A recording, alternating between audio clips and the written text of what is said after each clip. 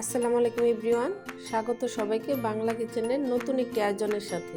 আজকে আমি খুবই সহজভাবে তৈরি করা যায় এমন একটি চিকেন ফ্রাই রেসিপি শেয়ার করব আপনাদের মাঝে।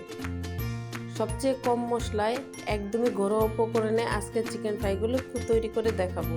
অনেক বেশি টেস্টি এবং স্পাইসি হয় এই চিকেন ফ্রাইগুলো। আশা করছি আমার আজকের এই চিকেন ফ্রাই রেসিপি আপনাদের অনেক বেশি ভালো লাগবে এবং সহজ লাগবে। এতক্ষণে যারাই আমার ভিডিওর সাথে যুক্ত হয়ে গেছেন সবাইকে অসংখ্য ধন্যবাদ জানাই। আমার রেসিপিটি দেখতে দেখতে এর কোনো অংশ যদি আপনাদের এতটুকু ভালো লেগে যায় তাহলে চ্যানেলটি সাবস্ক্রাইব করে রাখতে পারেন। পাশে থাকা ছোট্ট বেল বাটনটি অন করে দিতে পারেন, এতে নতুন ভিডিও আপলোড দেওয়ার সাথে সাথে নোটিফিকেশন সবার আগে আপনি পেয়ে যাবেন। চলুন রেসিপিটি শুরু করা যাক। এখানে আমি 5 পিস চিকেন রেগুলার কাট করে নিয়েছি। মাঝখানে একটু চিড়ে দিয়েছি যাতে ভিতরে মশলাটা ভালো করে ঢুকতে পারে, এতে খেতেও ভালো লাগবে। দিয়ে দিচ্ছি 1 চা চামচ শুকনো মরিচের গুঁড়ো, হাফ চা চামচ ধনিয়ার গুঁড়ো, হাফ চা চামচ জিরার গুঁড়ো, হাফ চা চামচ কালো গোলমরিচের গুঁড়ো, হাফ চা চামচ গরম মশলার গুঁড়ো, স্বাদ মতো লবণ, আদা রসুন বাটা 1 চা চামচ, দিয়ে দিচ্ছি সয়া সস 2 চা চামচ, টমেটো সস 2 চা চামচ। আজকে আমি এখানে 3 ধরনের সস ব্যবহার করেছি। অবশ্যই চেষ্টা করবেন সয়া সস আর টমেটো সসটা দিতে, এতে চিকেন ফ্রাইয়ের টেস্টটা অনেকখানি বেড়ে যাবে। দিয়ে দিলাম 1.5 চা চামচ চিলি সস, এটা আপনারা চাইলে স্কিপ করতে পারেন। হাফ চা চামচ বেকিং সোডা, 2 চা চামচ পরিমাণে লেবুর রস,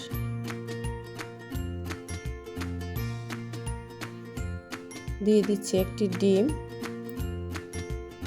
এবার ডিম এবং মশলা চিকেনের সাথে হাত দিয়ে ভালো করে মাখিয়ে নেব।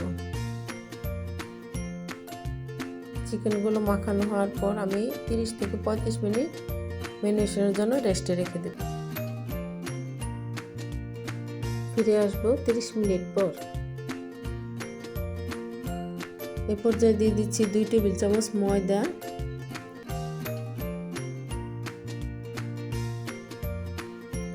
1 টেবিল চামচ চাউলের গুঁড়ো,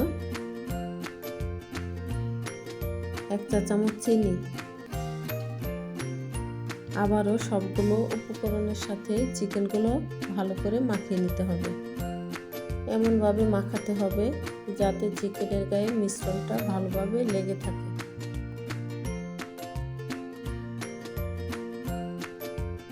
এই ক্ষেত্রে আমার সামান্য একটু পানি লাগবে। প্রথমে আপনারা পানিটা ব্যবহার করবেন না, এতে মিশ্রণ পাতলা হয়ে যেতে পারে। তাই আগে মাখিয়ে দেখে নেবেন, যতটুকু লাগবে বুঝে ব্যবহার করবেন। এই পর্যায়ে চিকেনটা আমার একদম রেডি। এবার ডুবো তেলে ভেজে নেব।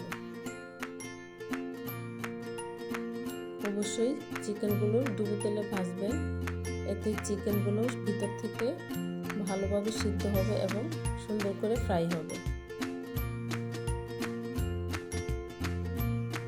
এবার উল্টে পাল্টে দিব।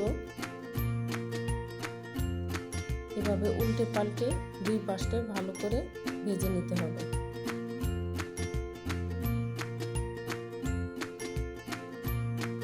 ভাজা হয়ে গেছে, এবার তুলে নিচ্ছি। আমি চুলার আঁচটা মিডিয়ামে রেখে চিকেনগুলো ভেজে নিয়েছি।